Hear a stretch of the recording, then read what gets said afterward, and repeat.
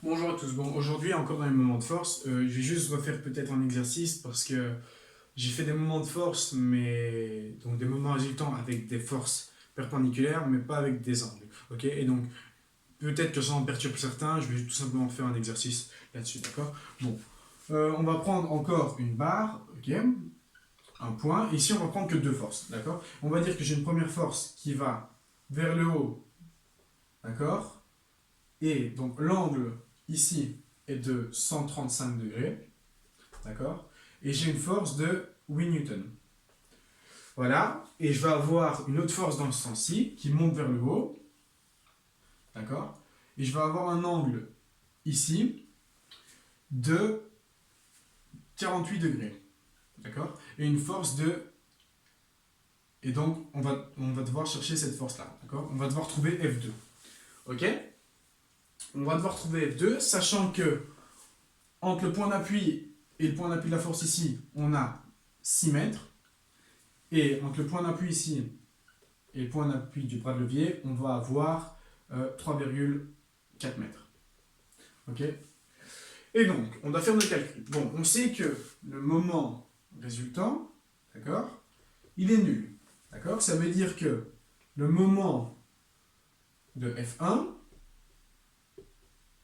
plus le moment de F2 est nul. Bon, F1, c'est cette force-ci. Hein. Voilà. Et donc, on va tout simplement alors calculer les moments de force. Ok?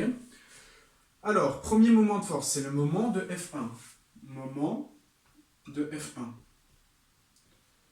Alors, souvenez-vous, j'avais dit qu'on devait prendre l'angle entre la projection, ok, et la force. Et donc cet angle, c'est pas 135 degrés, mais c'est 45 degrés. Ok?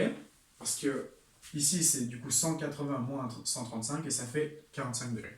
D'accord? Et donc, je dois prendre la projection en Y de la force, ok, qui est égale, et donc à F1 fois le sinus de 45 degrés.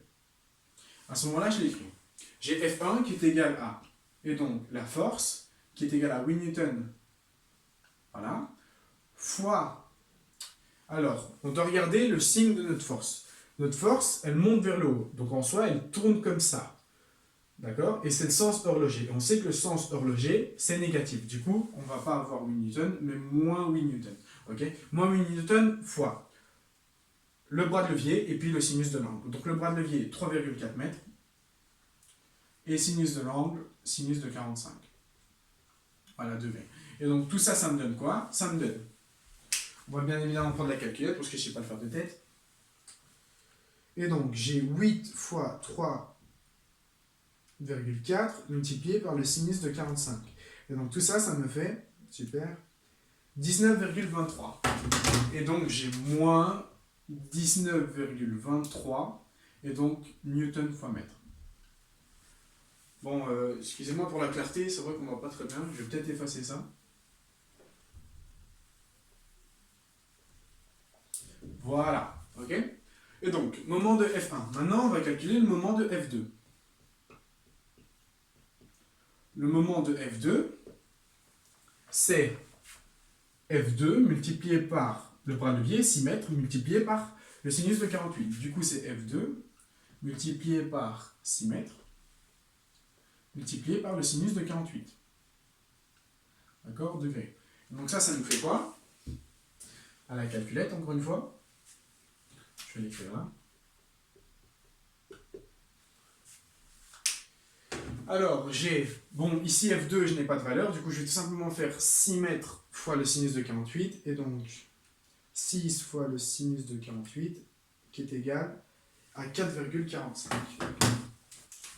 Donc, c'est égal à F2 multiplié par 4,45 mètres.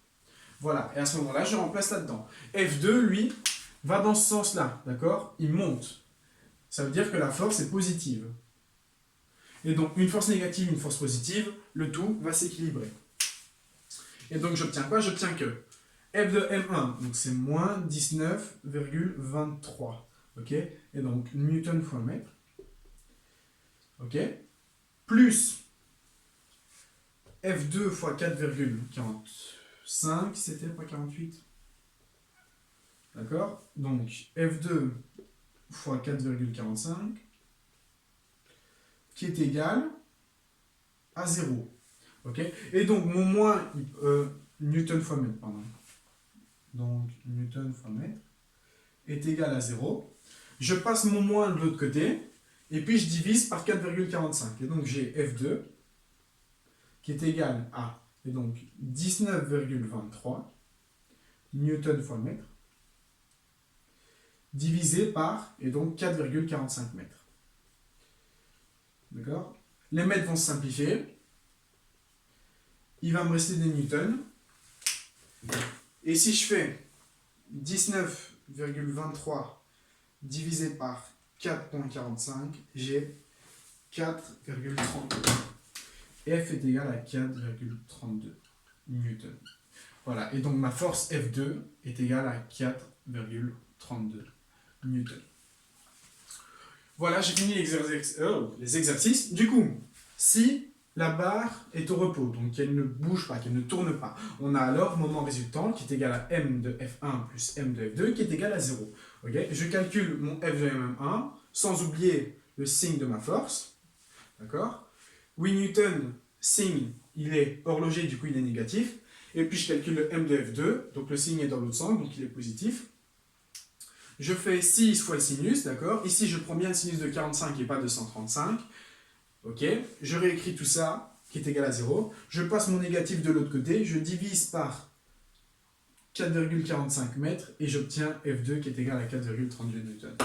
Bon, voilà, c'est déjà fini. J'ai juste fait un petit exercice avec des angles pour que vous ne soyez pas trop perturbé. Et voilà, d'accord? C'est fini.